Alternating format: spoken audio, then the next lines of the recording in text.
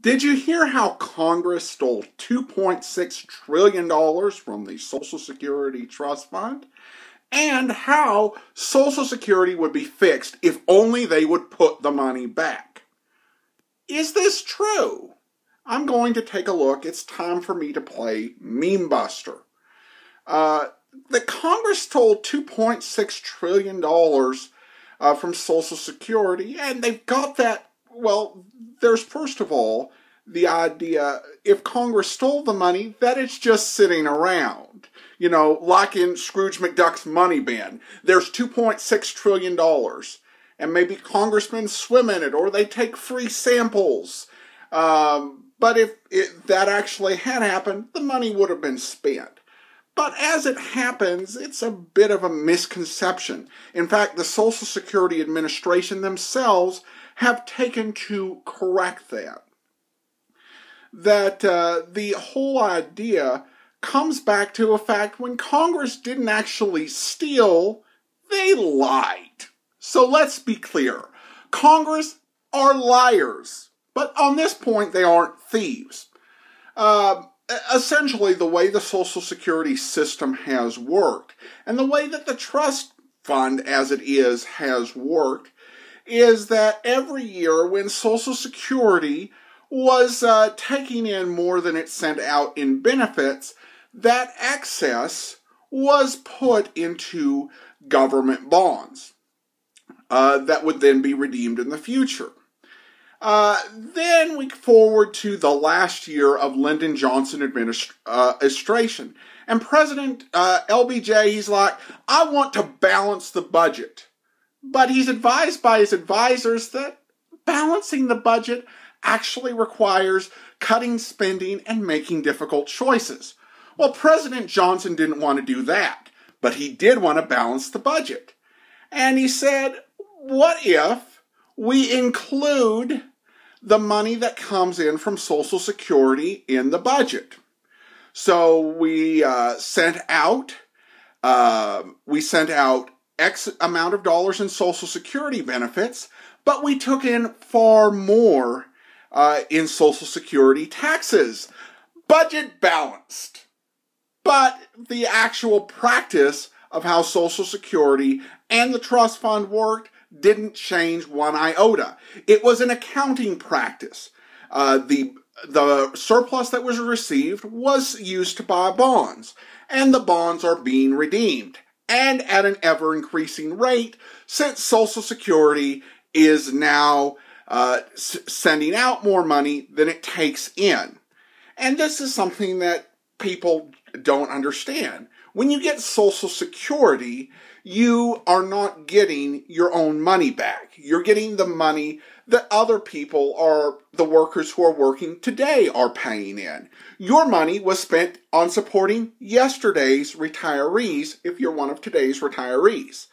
That is the fact of the matter. So if Congress hasn't been making out like bandits, at least not on this particular issue, then what has been going on with Social Security all these years? And why is it in trouble? The answer is that Social Security was created for the world of the 1930s. And in the 1930s, people tended to have much larger families than they do today. And also, people didn't tend to live so long. And so what that meant is you had a lot of people working for every single Social Security recipient. The problem is that we have reduced the number of children that we have as a society. And a consequence of that is we're producing less workers. In fact, most of our population growth in this country is coming due to immigration. And then at the same point, people are living longer. Social Security, when it was conceived in the 1930s, had in mind a worn-out, tired, 65-year-old miner. And how about we let that worn-out, tired, 65-year-old miner spend the last 2 or 3 years of his life at home, resting, rather than being made to work until he dropped. Social Security was not designed with the idea that you were going to have millions of people living to be into their 90s and 100, and that the government was going to pay for you to retire at 67 and live to 100. That wasn't what was intended. And so the system is not sustainable because you have too few workers supporting too many retirees. That is the problem with the system. It is a fundamental economic flaw.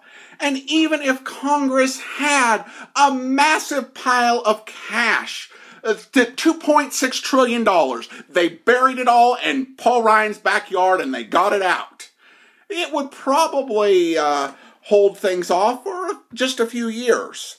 There is a long-term logic and economic crisis in Social Security.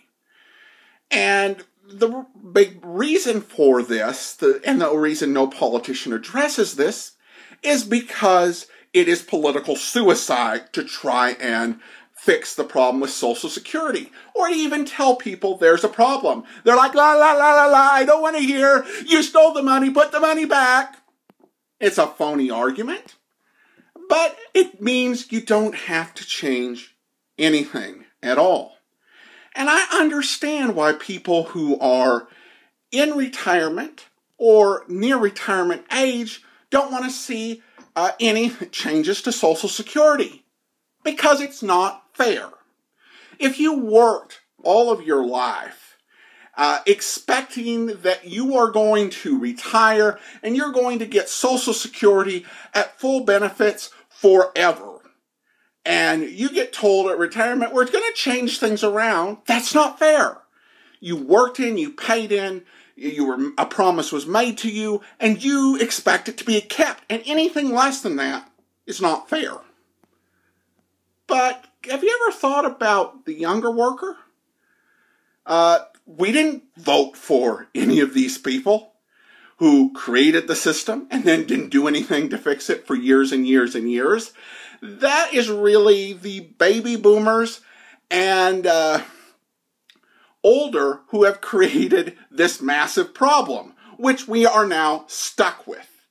And it is going to mean massive taxation that will destroy our retirements. And for those who are younger, it will mean massive taxes or massive inflation if we just choose to do it with deficit spending. And that's not fair to us. It's not that it's not fair to make a change for the seniors, but it's fair to let this thing go out of control for younger workers, or vice versa. They're both groups have a legitimate point. Illegitimately, it's not fair. And how exactly do we move forward from here? Well, there are a couple of possibilities. One is we can all say things have happened that are not fair. Voters have not made good decisions. Politicians have made horrible decisions and have pandered rather than telling us the truth.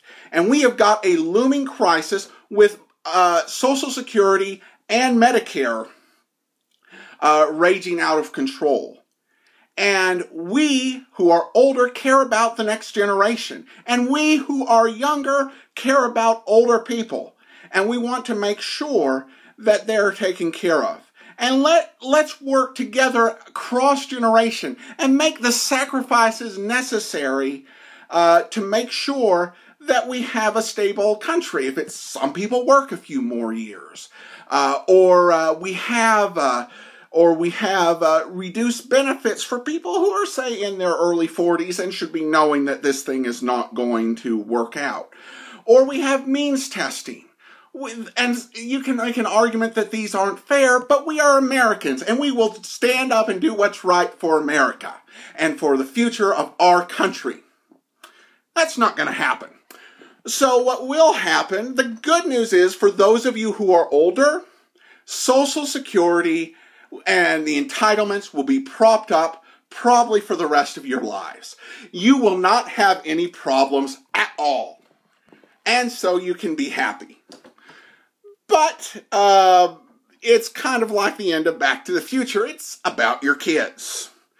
If your kids are my age, their retirement's going to be really miserable.